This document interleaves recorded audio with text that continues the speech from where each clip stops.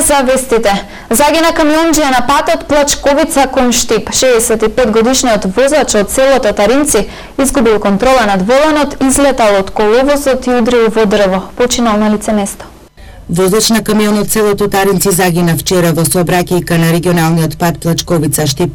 Несреќата се случила околу 14 часот пред крстосницата за селото Козјак, кога 65 годишниот возач изгубил контрола над воланот, излетел од патот и удрил во дрво.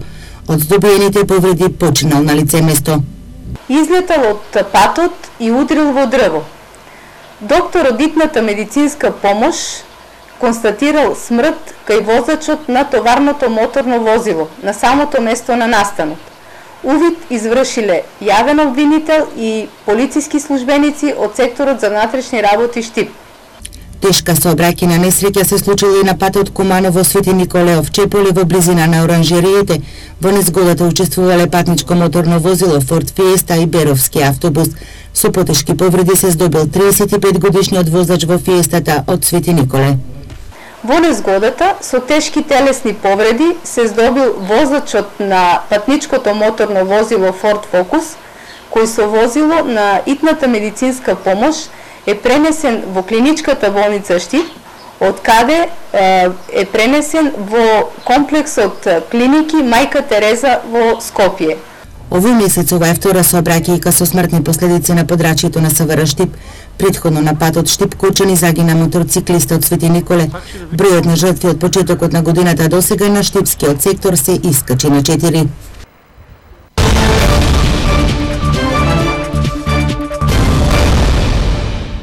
Во рамките на одбележувањето на патрониот празник на Штипскиот универзитет, денеска на Факултетот за образовни науки почна дводневниот хакатон. Студентите и средношколците треба да понудат електронски апликации и помагала кои ќе помогнат на болните и изнемоштени лица. Факултетот за информатика при Универзитетот Гоце Делчев по втор пат е организатор на надпреварот по хакатон, во кој учествуваат студенти, но и средношколци од неколку училишта во земјава. Надпреварувачите имаат за задача да понудат иновации во делот на здравството, за да им се помогне на болните и изнемоштени лица. Деканката на Факултетот за информатика Цвета Мартиновска Банде вели дека целта е кај учесниците да се поттикне иновативноста и тимската работа. Станува збор за компјутерски апликации, меѓутоа дозволено е да се користат и сензори, мерачи на, да кажеме, шекер или мерачи на притисок, на ЕКГ и така натаму. Студентката на Факултетот за информатика Симона Атанасова вели дека надпреварот им помогне да го применат стекнатото знаење во делот на програмирањето. Јас учествував и уште некои колеги учествувавме на минатиот хакатон. Со што изработивте минатата година? Па беше апликација поврзана со се што е поврзано со студентскиот живот. Во надпреварот учествуваат 7 тимови, од кои 3 се од студенти на Факултетот за информатика, останатите се од средните општински училишта, од Кочани, Штип, Крива Паланка и од Кавадарци. Штипскиот универзитет обезбеди парични награди за најдобрите иновации, од кои првата за студентската апликација наградата е во износ од 50.000 денари, за средношколскиот тим 20.000 и третата награда е 5.000 денари. Хакатонот завршува утре вечер, кога и ќе бидат прогласени победниците. Денес во Штип беше свечено одбележено официјалното отварање на конзулатот на Црна Гора во Република Македонија. Почесниот конзул на Црна Гора во Македонија со седиште во Штип, господин Бранко Азески, истакна важноста на соработката и добрите односи меѓу двете земји. Амбасадорот на Црна Гора во Република Македонија Предраг Митровик истакна дека Црна Гора и Македонија имаат одлични билатерални односи, без отворени прашања, представувајќи одличен пример за соработка во регионот. Отварањето на конзулатот ќе придонесе за продлабочување на досегашната соработка и подигање на дипломатските релации меѓу двете земји на повисоко ниво. Во наредниот период Црна Гора и Република Македонија интензивно ќе работат кон зајакнување на економската соработка, за што ќе се придонесе и нова директна авиолинија на релација Скопје-Подгорица. Црна Гора и Македонија потребно е со заеднички сили да ги искористат поволностите што ги нуди Европската унија, истакна амбасадорот Митровик. На пригодната свеченост по повод отварањето на канцеларијата на конзулатот на Црна Гора во Македонија со седиште во Штип, Присуствуваше и делегација од амбасадата на Црна Гора во Македонија. Почесен конзул на Црна Гора во Македонија со седиште во Битола, градоначалникот на општина Штип Благој Бочварски, како и представници од Алумната заедница од Република Македонија. Обемот на вкупната трговска размена меѓу Република Македонија и Црна Гора во 2017 година изнесува 38,9 милиони долари и бележи зголемување од 16,5% во споредба со минатата година.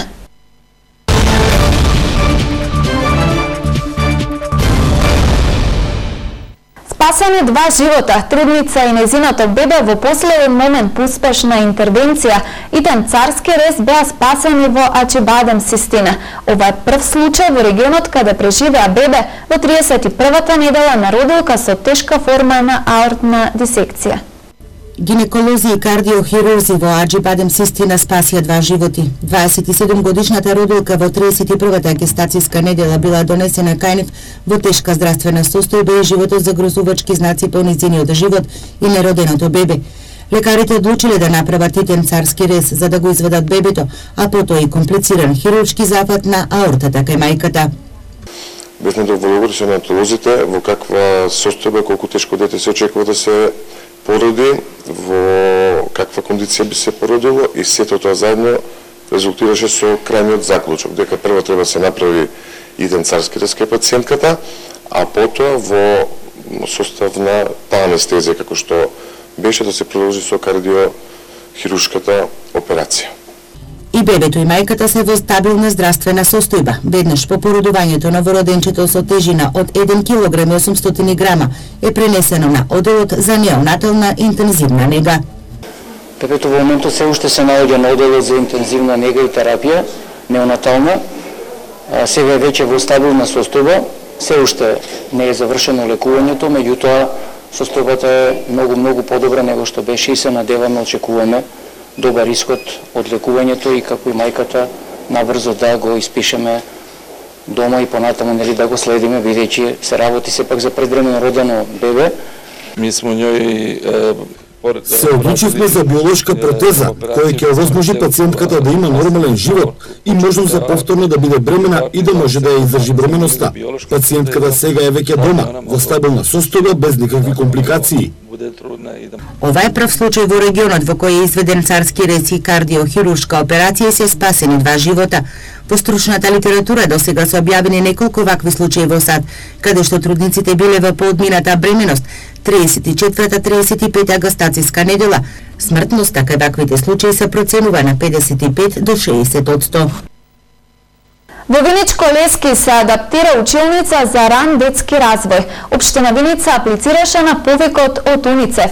Средствата се одобрени и комплетно ќе се опреми училница со реновирање на простор, мебел и дидактички материјал. Општина Виница ќе обезбеди средства за едукатор. Со поддршка на УНИЦЕФ во подрачното училиште во село Лески Виница во теке адаптација на училница за ран детски развој, која ќе работи исто како и градинките според националната програма за рано учење и развој, која е базирана на стандардите за рано учење и развој.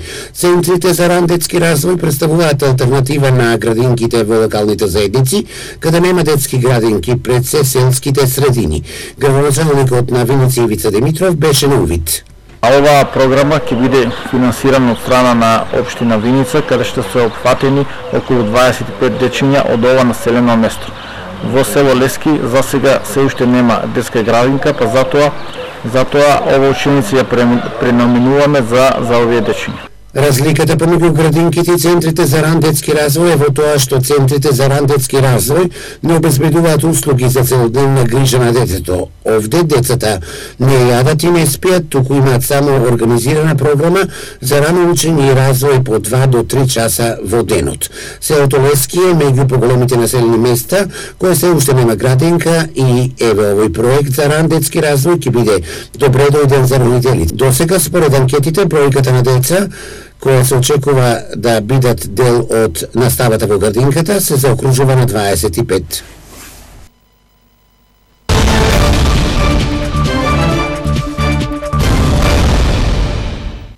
Во Штип пред бизнис секторот во регионот се представи Македонија 2025, организација која е формирана од македонските успешни селеници. Македонија 2025 се представи пред бизнис секторот од источниот регион. Оваа организација е основана од успешни бизнисмени од македонската дијаспора. Преку нивниот широк спектар на економски и образовни програми помагаат за економскиот развој во земјава, а истовремено ги мотивираат и останатите иселеници да инвестираат. Речиси сите од членовите на Македонија 2025 имаат на некој начин инвестирано во земјата. Бројот нивниот број континуирано расте, па така сега да имаме ново оформени совет на експерти и клуб на амбасадори кои што ја шират нашата мисија и визија. Навраќајќи се кон успешните примери, би споменала инвестицијата на членовите на одборот на директори, како што е Cosmic Development, позната фирма во Скопје, која што сега и со седиште во Битола и има огромен број на вработени. Потоа тука е Seed of Life на член на одборот на директори Неданка Димитрова од прехранбената индустрија, односно производство на органска храна и уште многу други такви примери. Васка Ѓорѓиевска, финансиски менаџер во Македонија 2025, вели дека пред бизнисмените од источниот регион ги представија нивните програми, кои што ги нудат, но и да ги информираат за престојниот самит. Оваа година од 7 до 9 ноември во Скопје ќе се одржи традиционалниот настан на Македонија 2025 самитот. Ќе бидат дискутирани различни теми. Секоја година имаме голем број на спикери кои што доаѓаат од широм светот да представат новитети и нови идеи и да се мрежат со нашите македонски компании. Така да ова е една најава за самиот настан и покана на сите заинтересирани да не се придружат на истиот. Организацијата Македонија 2025, која се представи пред бизнисмените од источниот регион, забележуваат дека се отворени за сите млади предприемачи кои сакаат да се информираат за нивните програми, но и да успостават контакти со нивните членови. Општина Штип, како покровител и организатор на најстарата манифестација од културата, Штипско културно лето, во рамките на подготовките на 33-тото издание, го упатува традиционалниот отворен повик до сите уметници, здруженија и институции за поднесување на пријави за учество. Пријавниот лист за интересираните може да го најдат на веб страната на Општина Штип или во мултимедијалниот центар Киро Глигоров Штип. По пополнувањето треба да го достават до архивата на Општина Штип најдоцна до 20 април 2018 година.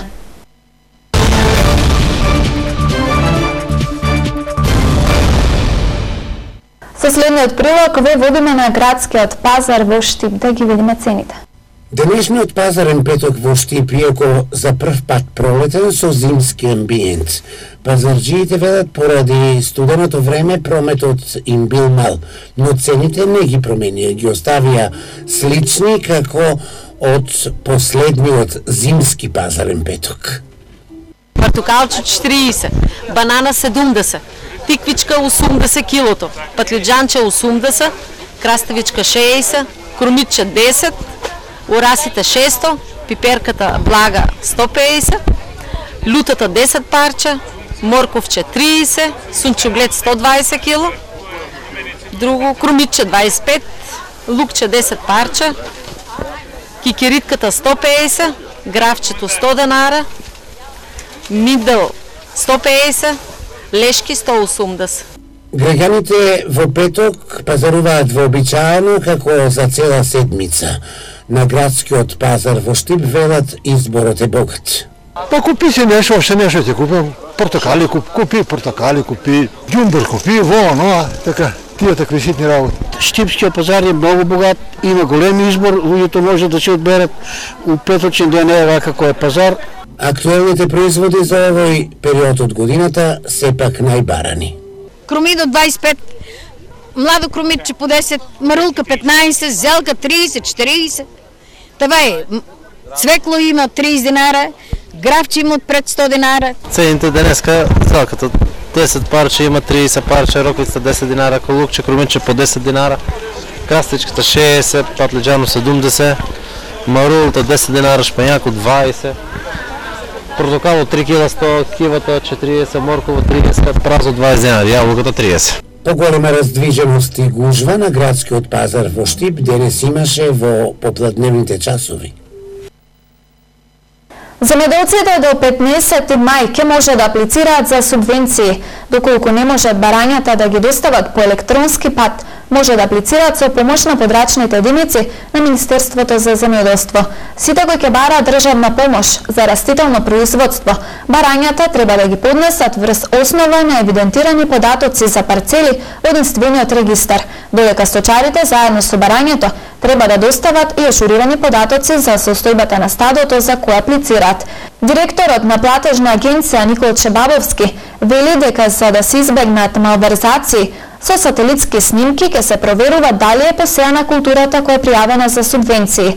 Лан инспекторите утврдиле неправилности само кај мал дел на земјоделци, а има и такви кои немале комплетна документација или имале проблем заради што не добиле субвенции. За оваа година на располагање има околу 100 милиони евра државна помош за поттикнување и развој на земјоделството. Бабовски вели дека минатата година се исплатени 78 милиони евра, или 97% од вкупните барања за исплата на субвенции, како и за останатите неисплатени субвенции за претходните години.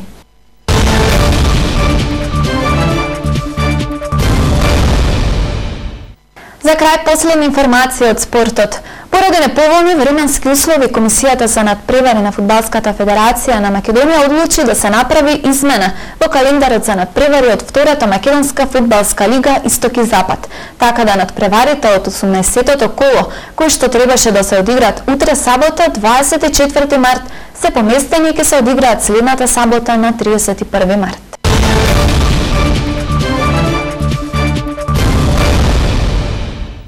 Градот Штип е домаќин на Универзитетот Гоце Делчев е технички организатор на универзитетските спортски игри, на кои покрај студентите од македонските универзитети се надпреваруваат и студенти од Софискиот универзитет. Веќе неколку дена во Штип се одржуваат универзитетските спортски игри на кои во повеќе спортови се надпреваруваат студенти од македонските универзитети како студенти од Софискиот универзитет. Универзитетот оваа година посвети и стави акцент на спортските игри, на универзитетските спортски игри и во моментот се присутни Универзитетот од Софија, каде што во повеќе спортови студенти од катедрите за индивидуален спорт и катедрите за тимски спорт се присутни професорите и се присутни студентите. Исто така е присутен Универзитетот Свети Климент Охридски од Битола, каде што во моментот се играат надпреварите во Тошо Арсо, во другата сала са надпреварите по ракомет, заедно со студентите на нашиот универзитет.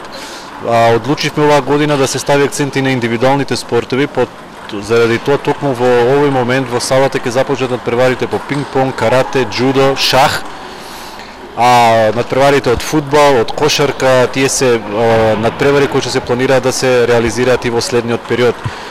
Навистина е соработката со Универзитетот од Софија на високо и на длабоко ниво, затоа што во моментот покрај тоа што се реализираат спортски надпревари тука, во исто време се реализираат и во 5 други европски држави кои што е поврзан со еден голем проект за спортот кој што го има Универзитетот Гоце Делчев и кој што всушност е поврзан и со спортските активности, но и со истражувачки научни активности за подигање на свесноста и вклучување повеќе на младите луѓе, на студентите, на средношколците во спортските активности со цел подобро здравје.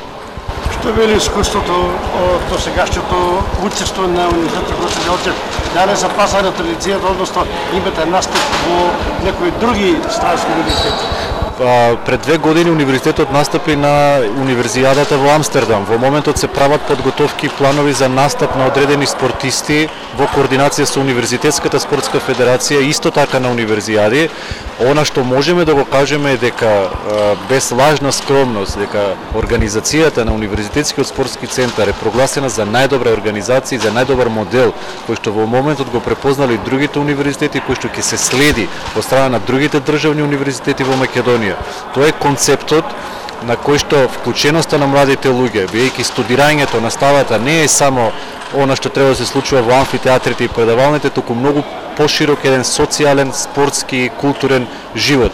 Ние се обидуваме тоа да го направиме и навистина добро го правиме, бидејќи ги интегрираме и, ако забележувате, градските клубови, кои што не се наша обврска, а се обидуваме и одбојка мажи, и одбојка жени, и карате, и пинг-понг, и кошарка млади категории. Знаете дека пред 3 години имавме професионален кошаркарски клуб со цел ја разбираме тешката ситуација на спортот и се обидуваме да дадеме импулс да ги издржиме овие тешки моменти за спортот во нашиот град. Се надеваме дека тоа ќе го препознаат и други важни сектори во општината, во бизнис заедницата, бидејќи иднината е како да се интегрираме, како да ги споделиме заедно буџетите. Ако универзитетот има еден буџет, како да се спои со буџетот на општината, како да се спои буџетот со бизнис заедницата, бидејќи тие млади луѓе кои што сега се во пионерските школи, утре ќе бидат во градските клубови, ќе студираат на универзитетот и тука е сега